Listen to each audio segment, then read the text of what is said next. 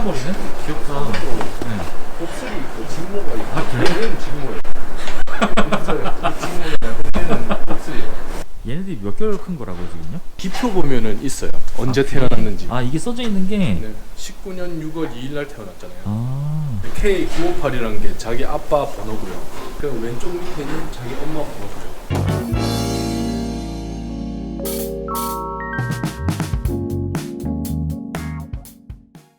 안녕하세요. 반갑습니다. 안녕하세요.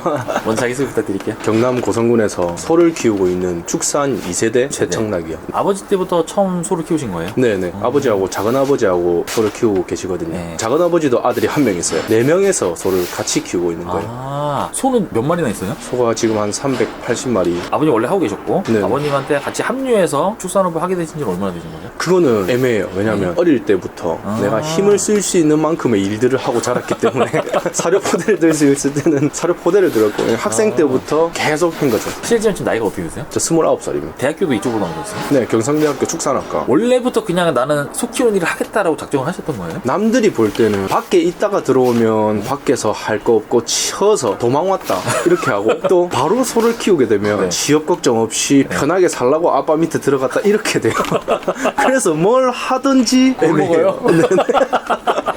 농림부 장관 취업 창업 대회가 있었어요. 네. 친구들하고 선배하고 나갔거든요. 이제 소를 하려면 새벽에 소를 막 싣고 가요. 네. 소 시장에. 소도 이제 잠도 안 깨는데 트럭에 실려가지고 진짜 하다가 뒷발차기 하면 사람 정강이 맞고 저도 맞아봤거든요. 안 팔리면 또 실어 와야 돼요. 네. 그게 싫어가지고 핸드폰 어플리케이션으로 정보를 알아서 서로 거래를 하는 게 어떠냐 이런 걸로 대회를 나갔어요. 그때 서울대학교를 만났는데 심사위원이 딱 부를 때 경상대학교 이렇게 부르더니 서울대학교 또 서울대학교 이렇게 부른 거예요. 와, 너무한 거 아닙니까? 이렇게 생각이 드는 거예요. 서울대학교 다르긴 다르대요. 저희는 서울대학교 누구입니다 하는데 처음 봤어요. 옆에 사람이 퍼스트 이렇게 하는 거예요. 이 사람이 다 발표를 하더니 세컨드 이렇게 하는 거예요. 저는 소 방역복 입고 딱 올라가지고 안녕하십니까 경남 고성에서 왔네 하면서 발표를 했어요. 근데 이제 농림부 장관 상도 받고 같이 딱 공동 3등 했어요. 그때 이제 자신감을 가져가지고 뭐라도 할 수 있다. 아들이 소 키운다면 이러면 아버지는 항상 나가라 해도 지가 대학교도 나오고 활동도 많이 해서 상도 타고 해서 들어왔네 이렇게 하면 사람들이 생각이 깊네 이렇게 하는데 저번에 뭐 미용사 한다 안 했나 이렇게 하다가 갑자기 속에 이제 사람들 그 집 아들 결국은 들어왔네. 축산 후계자라는 자리가 결국은이라는 단어가 붙어요. 진짜 어려워요.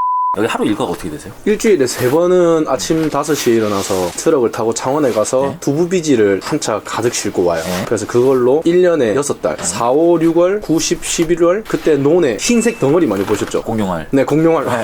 그거를 다 만들어요. 그게 뭐예요? 가을에 있는 것들은 이제 쌀 수확하고 남은 볏짚 그거를 이제 모아서 동그랗게 만든 거고 저희 같은 경우에는 소만 먹이려는 풀이 있어요. 이탈리아 라이그라스라고 네. 소 풀을 만들어서 저장해 두는 거죠. 네. 그렇게 그걸 가지고 사료하고 창원에서 가져온 두부비지하고 섞어서 소들 밥 주고 일철 아닐 때는 낮에는 그냥 놀아요. 일철에는 장난 없어요. 일철이 언제예요? 4, 5, 6월에는 겨울 작물, 겨울에 키운 애들을 수확하는 게 일철이고요. 네. 9월, 10월, 11월에는 볏짚, 여름에 키운 작물을 수확하는 게 이제 일철이에요. 아, 축사를 운영하는 데서 가장 중요한 일은 얘들 밥 만드는 거예요? 그쵸. 아, 밥을 얼마나 경쟁력 있게 만들어서 먹일 거냐 이거예요? 그쵸, 그쵸. 아. 저희는 두부비지를 먹이는데 지역마다 최소의 비용으로 소를 키우는 그게 이제 축산업이에요. 홍삼이 유명한 데는 홍삼 찌꺼기 그걸로 소를 키우고 두부비지는 저희가 키우고 네. 또 뭐 인삼 뭐 종류별로 많아요. 그 지역색을 타는구나 소들이. 그쵸. 집에서 사료 주문해서 갖다 주는 사료만 먹이면 쉽잖아요. 근데 남는 게 없어요. 왜냐? 사료값이 비싸니까. 근데 그 사료를 우리가 어디서 좀 구해오고 어디서 좀 키워가지고 엮고 하면은 어차피 소가 먹는 건 똑같은데 내가 노력함으로써 그 사료값이 절감되잖아요. 거기다가 제일 중요한 게 인력. 그러니까 후계자가 있으면 이렇게 밀어붙일 수 있는데 지금 후계자가 없는 1세대 분들은 나이가 많으시니까 그렇게 못하는 거죠. 그래서 후계자가 없으면은 개콘처럼 소는 누가 키울 거야? 네, 맞습니다. 이 소는 송아지를 사오는 거예요? 저희는 우리가 임신을 시켜서 송아지를 낳아서 네. 그 소를 키워서 숫소는 나가고요. 암소는 여기서 또 임신을 하고 사는 거죠. 그러면은 이제 송아지가 태어나서 판매가 되려면은 기간이 어느 정도나 필요해요? 거세비육이라고 거세된 소들이죠. 그럼 30개월에서 32개월이 평균이에요. 그때까지 딱 키워서 나가고요. 송아지가 태어났는데 숫소예요. 그럼 이후 과정이 어떻게 돼요? 일단 6개월까지는 같이 커요. 아, 숫소도 암소든? 네네. 근데 청소년기가 오기 전에 갈라서 숫소 같은 경우는 5개월에서 6개월 6개월령의 이제 거세를 진행합니다. 고환을 제거를 하면 남성 호르몬이 안 나오기 때문에 육질이 부드러워지죠. 새끼 때 아무것도 모를 때 거세를 하면은 오히려 더 괜찮지 않아요? 스트레스를 많이 받아가지고 아, 소들이 네. 아프니까 네. 암소들은 헤어지고 암소들끼리 있으면 좀 작은 애들은 어쩔 수 없이 비육으로 가는 거예요. 아, 출산에 적합하지 않는 애들. 네네. 미경산으로 이제 비육돼서 나가는 거죠. 그 미경산후가 아닌 소들은 커서 새끼 낳고 또 이제 점점점 나이 많은 소들은 또 비육이 돼서 또 나가는 거고요. 그러면 암소들은 체격 괜찮고 건강한 네, 애들은 그쵸. 얘들은 이제 계속 출산만 하는 거예요, 여기서? 그렇죠. 소들은 임신 기간이 얼마나 돼요? 10개월 사람하고 똑같아요. 그러다가 한 마리 낳는 거예요? 그쵸. 얘들도 쌍둥이 낳나요? 맞죠. 근데 쌍둥이 나오면 별로 안 좋다고 말하는 사람도 있어요. 힘들고 일단 만약에 숫소 암소 나오면 암소가 임신을 못해요. 쌍둥이는. 근데 암소 나오면 임신할 수 있어요. 암소는 생애 몇 번 정도 임신을 하는 거예요? 그거는 소마다 달라요. 인공수정을 시키는데 한 3번 가까이 안 된다 하면 이제 수정이 정액도 돈이 들어가고 임신이 안 됐을 때 계속 밥을 먹고 있으니까 고려를 해서 비육으로 넘어가고 임신이 잘 되고 송아지가 계속 크다 싶은 소들은 계속 나와서 뭐 8번, 9번도 낳고요. 원래 축가에서 기르는 암소들은 다 인공수정으로 임신시켜요? 그쵸. 왜요? 완전히 몸 좋은 소들만 딱 해가지고 종축개량협회에서 정액을 뽑거든요. 네. 그래서 좋은 거는 이제 신청해서 당첨된 사람은 그 정액을 받아오고 안 되면 못 받아가고. 그걸 관리를 하는구나. 그렇죠. 그게 제일 중요해요. 그 계량인데 계량. 좋은 암소한테 좋은 숫소를 넣으면 좋은 소가 태어나잖아요. 네. 그럼 걔들도 계속 살아가다 보면 새끼 나오면 좋게. 계량 저희도 오래 해서 저희 집 소들 같은 경우에는 좀 커요.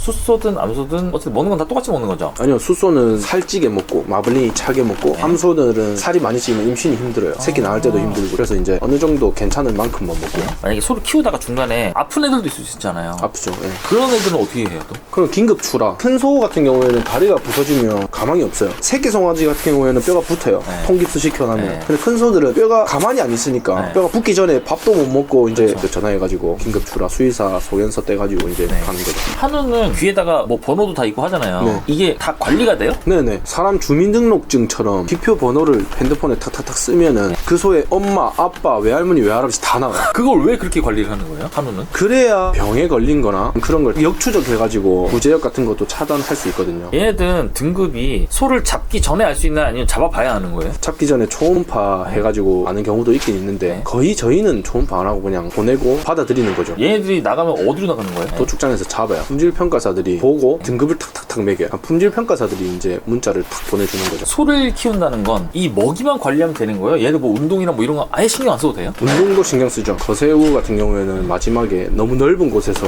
있으면 많이 뛰어다니면 다이어트가 자동으로 되죠.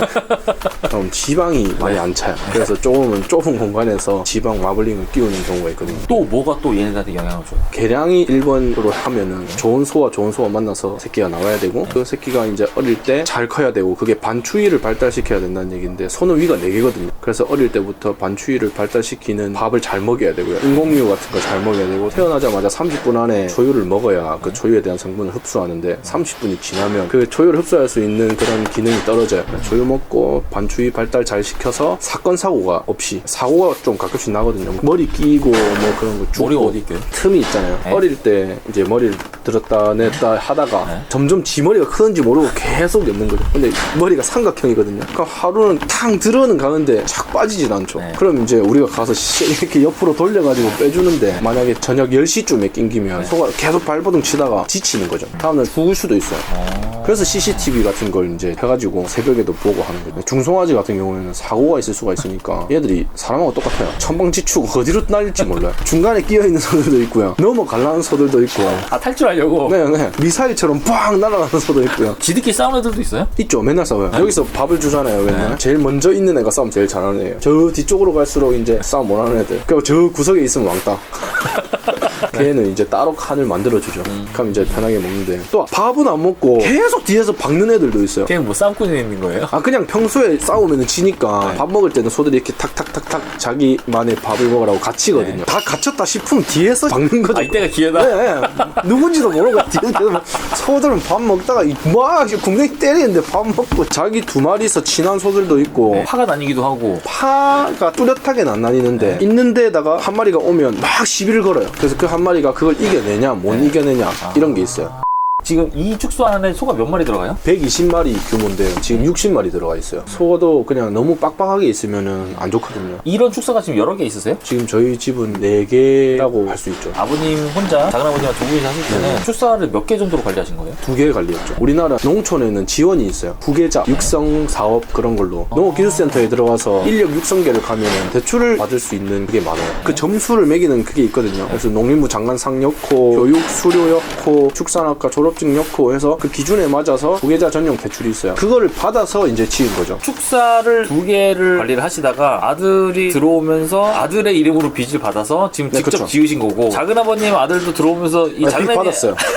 어찌 보면 바지 사장 서가구를 이제 내 이름으로 빚 탁 해서 탁 지었는데 소가 팔리면 쟤한테 들어와야 되잖아요. 아 저 월급쟁이 이게 또 좀 짚고 넘어가고 싶은데 들어오잖아요. 나가고 싶다고 나갈 수도 없어요. 아버지 또한 남들이 볼 때 아들이 들어와서 좋겠네 해도 아니에요. 일단 아들이 들어왔으면 아버지가 손 놨고 떠나진 않거든요. 아들이 먹고 살기 위해서 한다는데 어떻게든 도와주세요. 그렇게 보면은 차라리 아버지가 이때까지 한 걸 정리하고 편하게 사실 수도 있는데 아들이 들어옴으로써 아버지의 인생도 계속 이제 소를 키우셔야 되는 예, 거고. 계속 가는 거죠. 직장을 들어가 본 사람들은 그만둘 수가 있잖아요. 이건 그만두는 게 없어요. 그냥 불효자가 될 거냐. 아버지 저 소 키우겠습니다 했는데 못 키우겠어요. 아버지 저 소 안 키우고 싶습니다 하고 나가면은 아버지는 이걸 뭐 어떻게 혼자 살 수도 없고 그쵸 그쵸. 저는 처음에 아버지가 니도 수습 아이가 수습생 100만원 근데 저는 이해했죠. 인정할 거 인정해야 되니까. 아버지가 이때까지 고생하신 거에 제가 일단 숟가락을 올리다시피 했으니까 지금도 200만원 받거든요. 제가 심심해서 시급으로 계산을 해봤어요. 새벽 5시에 나가서 착착착착 시급을 하니까 한 350만원은 그냥 넘더라고요. 한우는 왜 수입산 소고기하고 가격 차이가 이렇게 나는 거예요? 유통 구조부터 달라요. 외국은 저도 대학교 때 공부했는데 한 4단계 정도 유통이 나누는데 저희 나라는 한 10단계 정도 유통이 나눠져요. 우리나라는 많이 못 키우는데 외국은 엄청 키워서 우르르 내보내요. 그렇기 때문에 우리는 고급육이라고 말할 수 있죠. 한 마리 한 마리 신경 써서 키우고 외국은 사료값이 싸죠. 옥수수를 자기들이 재배를 해서 하는데 저희는 옥수수를 수입을 해가지고 써야 되거든요. 거기서 사료값에서부터 우리가 이제 좀 져요. 공유 가격이 이제 자기들이 올리면 우리는 이제 따라가야 되는 거죠. 맛은 왜 한우가 맛있는 거예요? 우리나라는 마블링을 많이 넣는 쪽으로 고기를 만들고 있거든요. 근데 외국은 기름을 많이 빼는 쪽으로 이제 있어요. 그냥 거기는 이제 기름은 안 좋다 이런 인식이 있기 때문에 그러면은 한우가 수출도 되나요? 수출된 사례가 몇 개 있긴 있는데 세계적으로 유명하게 수출은 아직 안 된 것 같아요. 소가 나갈 때 가장 비싸게 나간 건 얼마까지 받아보셨어요? 한 마리? 1200 정도 받았어요. 그 소는 뭐가 특별했나요? 큰 소가 한 마리씩 있어요. 고등학교 가면 키 큰 애들, 덩치 큰 애들 있잖아요. 얘들도 부모 유전자도 중요한데 점점 크다 보면 큰 소가 있는데 그 소가 이제 나가면은 도체중이라고 소 이제 고기만 500 몇십 킬로 나오면 이제 1000만 원 넘어가죠. 일반인들 같은 경우에 소가 1000만 원 넘는다 하면 그 1000만 원이 다 우리 건 줄 알아요. 비싸죠. 근데 송아지 같은 경우에 한 400만 원 하거든요. 요즘 700만 원, 800만 원 먹고 나갔거든요. 그 1000만원짜리 소는 대략 보면 한 얼마치 먹고 나간 것 같아요, 여기서? 저희는 좀 저렴하게 먹어가지고 한 2, 300 정도 먹고 나가거든요. 그렇게 큰 애들 말고 일반적인 애들은 보통 소 가격이 좋을 때는 얼마 정도 형성이 돼요? 한 800만 원에서 1000만 원 사이. 저희는 좀 등급을 잘 받거든요. 키로당 25,000원, 500kg가 나오면 1250만 원이에요. 똑같은 등급이라도 키로당 2만 원이 되면 1000만 원, 그러니까 250만 원이 까지는 거잖아요. 그러니까 이게 딱 타이밍이에요. 800만원짜리 소가 경기가 안 좋을 때는 이게 얼마까지 떨어질 수 있다고 봐야 돼요? 600만 원까지도 떨어질 수도 있고 바깥 빼고 나면은 인건비는 없는 거죠 그냥. 바깥이 오히려 소를 역전할 수도 있어요. 그쵸. 소값이 떨어진다 하면 사람들이 떨어지기 전에 빨리 팔아야 돼 해가지고 우죽순 바라락 내거든요. 가격이 완전 폭락하는 거고. 그렇죠. 소를 키우시면서 진짜 도망가고 싶을 때 친구들이 코로나 전에 제주도나 가자 안 된다 가자 안 된다 전화가 안 와요 이제. 내가 왜 안 불러? 어차피 니 안 오잖아. 대학 모임도 제가 회장인데 애들이 저한테 와줬거든요. 몇 번은 제가 못 가니까 이제는 오라고도 하기도 뭐하고. 그럼 언제 쉴 수 있는 거예요? 아버지는 니 갈 때 있으면 말해라 이렇게 하시는데 안 돼요 그게. 내가 놀면 아빠가 힘들어야 두 배로 되니까. 일을 하셔야 되는 그렇죠. 거니까. 전 사람을 좀 만나고 이런 걸 좋아하거든요. 근데 사람을 만날 시간도 없고 그래서 이제 유튜브를 세상에 좀 소통하자고 그래서 좀 불렸어요. 왜냐면 처음엔 진짜 우울증이 올 뻔했어요. 아침에 눈 떠서 말 안 통하는 소들 밥 주고 아버지가 시키는 거 하고 점심 먹고 또 소 밥 주고 자요. 거기서 이제 시간이 지나니까 술 먹고 자요. 그러다 이제 친구들 만나봤자 친구들은 오늘 달리자 착 먹어요. 좀 못 달려. 다음날 아침에 소 밥 줘야 되니까. 결혼을 하고 이제 조금 괜찮아졌죠. 왜냐면 이제 신혼집이 있으니까 퇴근이 생겼어요. 원래는 퇴근이 없었어요. 저녁에 12시에 딱 노는데 아버지가 소 나왔다 이렇게 송아지가 나와서 이렇게 서 있어요. 옷 입고 나가서 저 소 다시 엮고 이제 자요.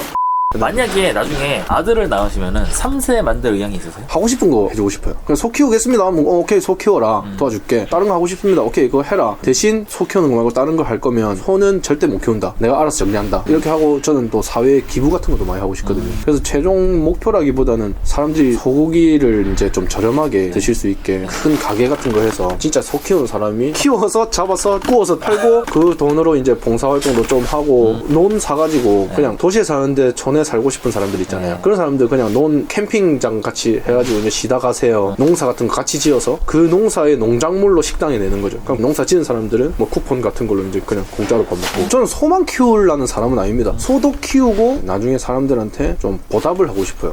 귀농해서 소를 키우려는 걸 생각하고 계신 분도 계실 거예요. 그런 분들에게 해주고 싶은 말씀. 소가 지금 우리나라에 300만 두 정도 기준을 잡았는데 넘었어요. 이건 소신 발언입니다. 소값이 좀 있다가 떨어질 수도 있어요. 그래서 지금 들어오면 아마 힘들지 않을까 생각이 들고. 그것도 염두에 둬야 된다. 네, 소가 지금 네. 늘어나고 있으니까. 공급과 수요가 맞아야 되는데 공급은 많이 할 수 있는데 수요가 많이 없으면 소값이 이제 떨어지거든요. 그러면 자기들이 키우다가 소한테 들어간 투자 비용을 회수를 못 할 수가 있는 거죠. 축산가 친구들도 소를 안 키우는데 소를 키우려고 도전하는 친구들도 있는데 그 초기 투자 비용이 너무 많이 들어요. 기본 5억 정도는 가지고 있어야 축사 지어서 소를 넣고 그 소가 나갈 때까지 먹여야 되잖아요. 거기다 기계도 많이 들어가야 되고 하기 때문에 진짜 신중하게 생각을 하고 소 키울 거라고 바로 준비하지 말고 어느 축사라도 들어가서 몇 개월 일해보고 이 시스템을 알고 얼마나 일이 좀 힘든지를 알고 시작을 하면 좋을 것 같아요. 후계자들도.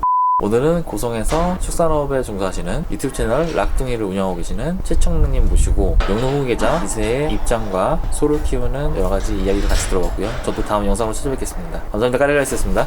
고맙습니다. 고생하셨습니다.